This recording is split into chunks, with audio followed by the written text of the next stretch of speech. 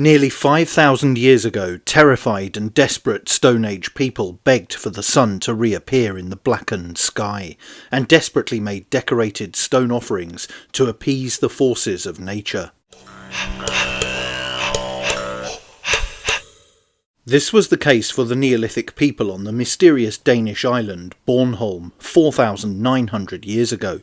They sacrificed hundreds of stones engraved with sun and field motifs, which archaeologists and climate scientists from the University of Copenhagen can now show coincided with a large volcanic eruption that made the sun disappear throughout northern Europe. Throughout history, volcanic eruptions have had serious consequences for human societies, such as cold weather, lack of sun, and low crop yields. In the year 43 BC, when a volcano in Alaska spewed large quantities of sulfur into the stratosphere, harvests failed the following years in the countries around the Mediterranean, causing famine and disease. This is well documented in written sources from ancient Greece and Rome. We do not have written sources from the Neolithic, however. But climate scientists from the Niels Bohr Institute at the University of Copenhagen have analysed ice cores from the Greenland ice sheet and can now document that around 2900 BC a similar volcanic eruption took place. An eruption that must have had equally devastating consequences for the Neolithic peoples who lived in northern Europe at the time and who were deeply dependent on agriculture. The force, awe and devastating consequences of the volcanic activity appears to have led to a ritual sacrifice of specially designed stones, perhaps to appease some deity that the Stone Age people attributed to the tectonic terror. These so-called sunstones, which are small flat shale pieces with finely incised patterns and sun motifs, are known only from the island of Bornholm in the Baltic Sea, where they appear at two locations on the southern part of the island, Rispebjerg and Vesergaard, around 2900 BC. Both sites belong to the late part of the Neolithic funnel beaker culture, which, among other things, was responsible for the many dolmens and passage tombs found across Denmark. These new insights into the climate episode in the Neolithic period have led archaeologists from the University of Copenhagen, the National Museum of Denmark and the Museum of Bornholm to view their findings of so-called sunstones from the Neolithic Vesergaard site on Bornholm in a new light, and they have just published an article on the discovery in the journal Antiquity. Rune Iversen from the University of Copenhagen, who has participated in the excavations at the site, said, "We have known for a long time that the sun was the focal point for the early agricultural cultures we know of in northern Europe.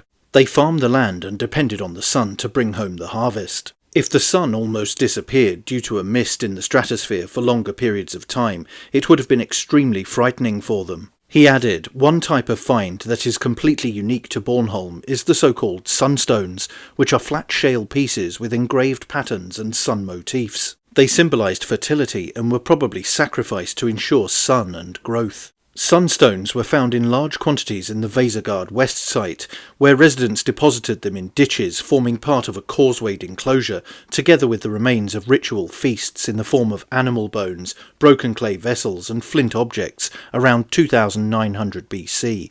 The ditches were subsequently closed. Mr. Iversen and his colleagues believe there is a very high probability that there is a connection between the volcanic eruption, the subsequent climate changes, and the discovery of the ritual sunstone sacrifices. He said, "It is reasonable to believe that the Neolithic people on Bornholm wanted to protect themselves from further deterioration of the climate by sacrificing sunstones, or perhaps they wanted to show their gratitude that the sun had returned again." The researchers can document reduced radiation from the sun and consequent cooling, which can be traced to both the United States and Europe around 2900 BC. Dendrochronological analyses of fossil wood show signs of frost in the spring and summer months, both before and after 2900 BC. And ice cores from the Greenland ice cap and Antarctica contain sulfur, which is a sign of the occurrence of a strong volcanic eruption. As if an acute climatic deterioration around 2900 BC was not enough, northern European Neolithic cultures were also affected by other disasters.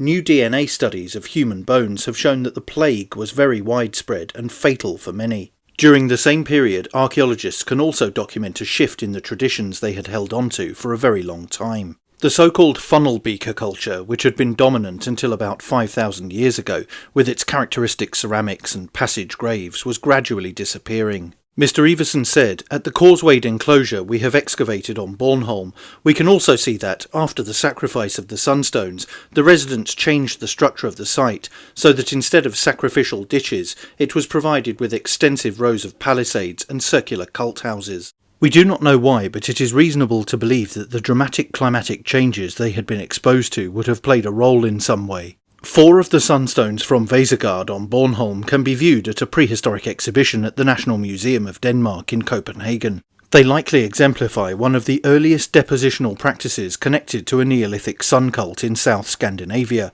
which are also known from the later Nordic Bronze Age, with objects like the Trundholm sun chariot and sun holder, also from Denmark. Lasse Viljen Sorensen, senior researcher at the National Museum of Denmark and co-author of the research paper, said, "The sunstones are completely unique, also in a European context. The closest we get to a similar sun cult in the Neolithic is some passage graves in southern Scandinavia, or henge structures like Stonehenge in England, which some researchers associate with the sun. With the sunstones, there is no doubt in my mind. It is quite simply an incredible discovery which demonstrates that depositions honouring the sun is an ancient phenomenon, which we encounter again in South Scandinavia during the climate disaster caused by a volcanic eruption in the year 536 AD, where several large gold hoards were deposited as sacrifices." The paper is entitled "Sunstones and the Darkened Sun, Neolithic Miniature Art from the Island of Bornholm, Denmark."